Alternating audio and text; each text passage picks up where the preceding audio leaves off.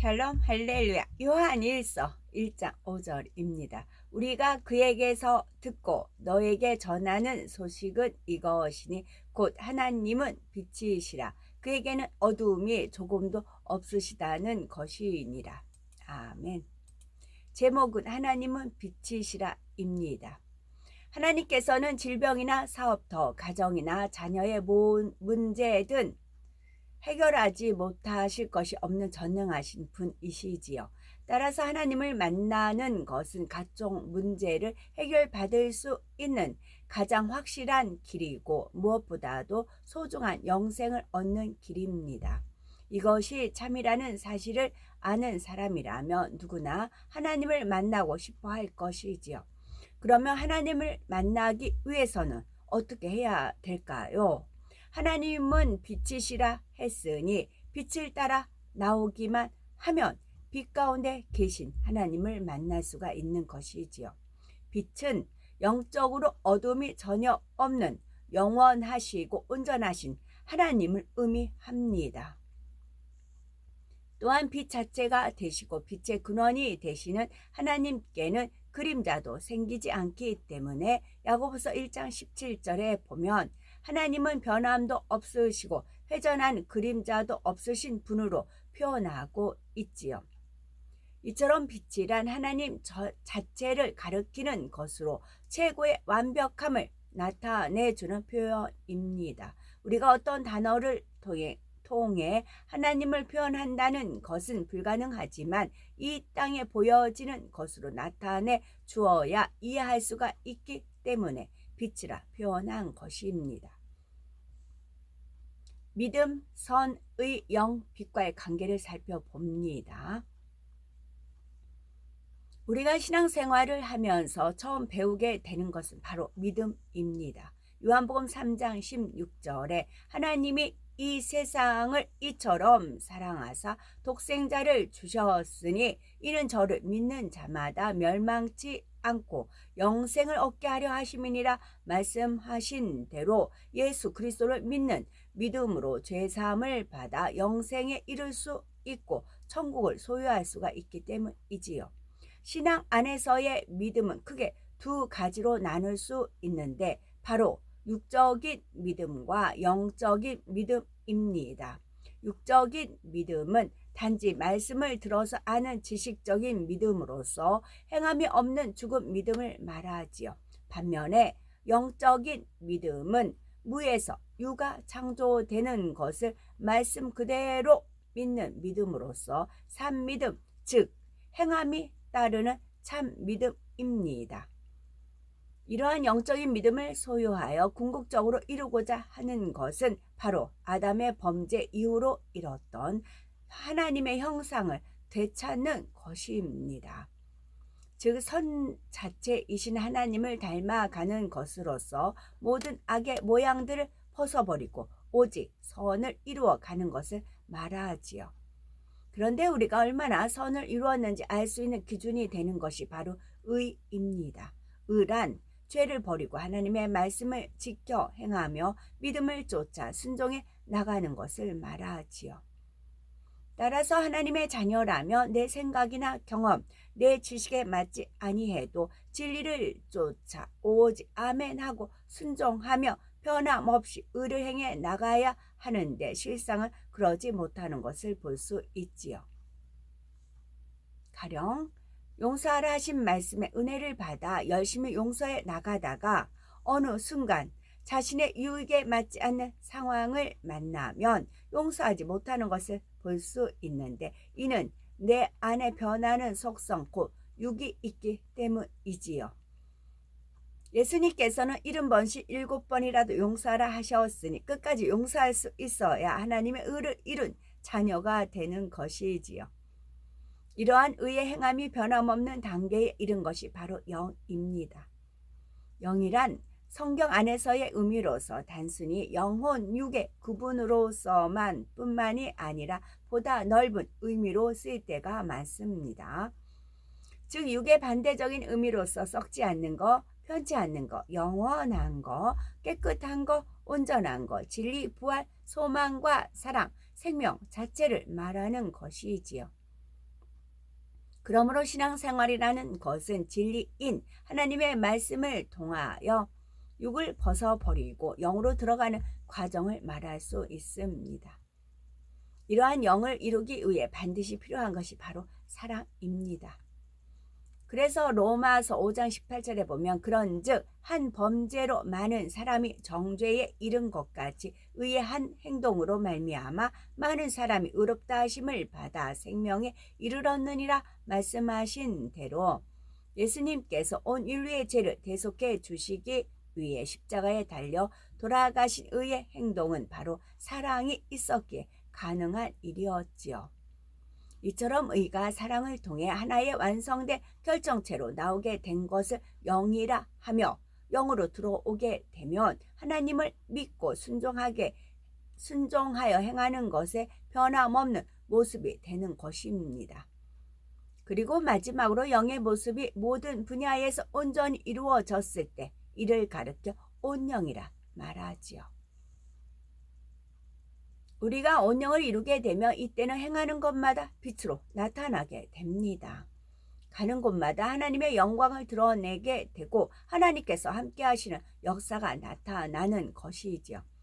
즉 영이 내면적인 속성을 표현한 것이라면 빛은 내면적인 것이 밖으로 나왔을 때의 속성을 표현해 준 것이죠. 예를 들어 태양 자체를 가리켜 태양이라고 말하지만 막상 우리가 보는 것은 태양빛인 것과 같은 이치입니다. 그래서 요한복음 4장 24절에는 하나님은 영이시니라고 했고 하나님은 빛이시니라 말씀하신 것입니다. 하나님께서는 변함이 없으신 온전한 영으로서 우리에게 빛으로 나타나시기 때문이지요. 그러나 우리가 반드시 온영의 단계에 이르러야만 빛을 발할 수 있는 것은 아니죠. 비록 초신자라 할지라도 그 단계에 맞는 빛을 나타낼 수가 있는 것입니다. 이러한 빛은 과연 각 사람에게서 어떻게 나타나는 것일까요? 에베소서 5장 9절에 빛의 열매는 모든 착함과 의로움과 진실함에 있느니라 했지요. 여기서 모든 착함이란 곧 선을, 의로움은 선의 기준이 되는 의를, 진실함은 곧 변함없는 영을 말합니다. 그러니 빛의 열매에는 반드시 선이 나타나되 의의 행함이 변함없는 영의 모습으로 나와야 한다는 사실을 깨우칠 수가 있는 것입니다. 예를 들어 아직 영에 이르지 못했다면 그 사람에 맞는 선의 단계의 모습이 의의 행함을 통해 나오게 되지만 육이 있는 만큼 상황에 따라 변할 여지가 있는 것입니다. 즉 믿습니다 하고 100사람이 고백한다고 해도 각 사람의 선이 다르고 의가 다르며 영이 다르고 빛이 다르기 때문에 하나님의 사랑과 은총을 입는 것도 다른 것입니다. 그러나 영의 단계에 이르면 이때는 상대를 감동시킬 만한 선이 변함없는 의의 행동을 통해 나타나고 온영으로 이루게 되면 모든 분야에서 최고의 선의 마음으로 믿음과 순종과 행함의 의를 변함없이 행하게 됩니다. 이것이 곧 사람들에게는 빛으로 나타나는 것이고요.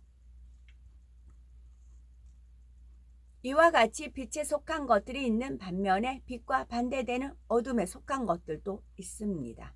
어두움은 한마디로 죄에 속한 모든 것에 해당되지요. 육체의 일과 육신의 일 그리고 자기의 보기에 의로 여기나 하나님 보시기에는 악인 것들이 있는 것이지요. 예를 들면 불의, 추악, 탐욕, 악의, 시기, 살인, 분쟁 등의 육신의 일과 음행, 더러운 것, 호색, 우상숭배, 술수, 원수 맺는 것, 불리함, 이단, 투기, 술취함, 방탕함 등과 같은 육체의 일들은 듣기만 해도 어둠이 느껴지죠. 그러나 자기 보기에는 의라고 여겨지기 때문에 스스로 어두움이라고 느끼지를 못하는 것들이 있습니다. 하지만 빛 앞에서는 조금의 어두움도 남아 있을 수 없기 때문에 빛으로 비추면 반드시 어두움이 드러나게 되는 것이지요. 성경을 보면 예수님께서 예루살렘에 올라가셔서 장로들과 대제사장들에게 잡히시고 죽임을 당하게 될 것을 말씀하시자 베드로가 만류하는 장면이 나오죠. 이에 예수님께서는 베드로에게 사단아 내 뒤로 물러가라 하시며 꾸짖으셨지요.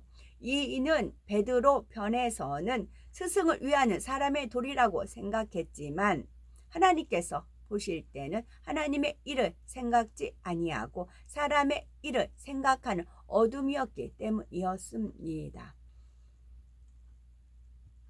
이처럼 스스로는 어둠이라 느끼지 못했던 것들도 빛의 말씀을 통해 깨닫게 되므로 참 빛은 참으로 소중한 것이고 우리도 세상을 비추는 빛이 되어야 하지요. 빛이 비추이는 곳에는 어두움인 죄가 떠나며 어려운 문제들이 사라지며 빛의 열매를 통해 하나님의 영광만이 나타나게 됩니다. 그러므로 우리는 어두움을 떠나 빛 가운데 나와야 하고 요한복음 12장 46절에 예수님께서 나는 빛으로 세상에 왔나니 무릇 나를 믿는 자로 어두움에 거하지 않게 하려 함이로라 말씀하셨으니 빛으로 오신 주님을 믿고 성경에 기록된 하나님의 말씀대로 순종하며 빛 가운데 나올 수가 있는 것이지요. 그러면 빛으로 나오지 못하는 이유는 무엇일까요? 이는 어두움에 거하면서 어둠을 더 사랑하고 빛을 싫어하기 때문이지요. 세상의 쾌락과 물질, 자기 유익을 쫓아 살기를 더 좋아하기 때문에 진리와 선을 쫓으라는 빛의 말씀을 싫어하는 것입니다. 또한 자기 생각에 가려서 오해됨으로 인해 빛으로 나오지 않는 사람도 있지요. 예를 들어 착하게 살면 그만이지 왜 꼭 교회에 나가야 구원을 받을 수 있느냐 말하는 사람들이 있는데 이들은 신은 인정하지만 왜 우리가 죄인이며 왜 예수님을 구세주로 영접해야 하는지 알지 못하기 때문에 교회에 나오지 않는 것이지요. 다음으로는 하나님을 믿는다고 하는 사람들을 보고 실족당해서 나오지 않는 경우도 있죠. 교회에 다니는 사람들이 거짓되고 가식적이기 때문에 교회에 나가지 않는다는 것입니다. 그러나 교회에 다닌다고 해서 다 주님을 믿는 것이 아니라는 사실 또한 알아야 하지요. 하나님의 말씀을 듣고 지켜 행하는 사람만이 참 믿음을 소유한 사람이요 믿는다 하면서 세상 사람들과 다를 바 없이 행하는 사람은 하나님과 상관도 없고 구원도 받을 수가 없는 것입니다. 따라서 하나님을 믿는다고 하면서도 어둠에 거하는 사람들을 보고 마음문을 닫으며 영생의 길로 나오지 않는 어리석은 사람이 아니라 오히려 믿음의 본이 되는 빛의 사람들을 보고 하나님 앞에 나오는 지혜로운 사람이 되어야 하는 것입니다.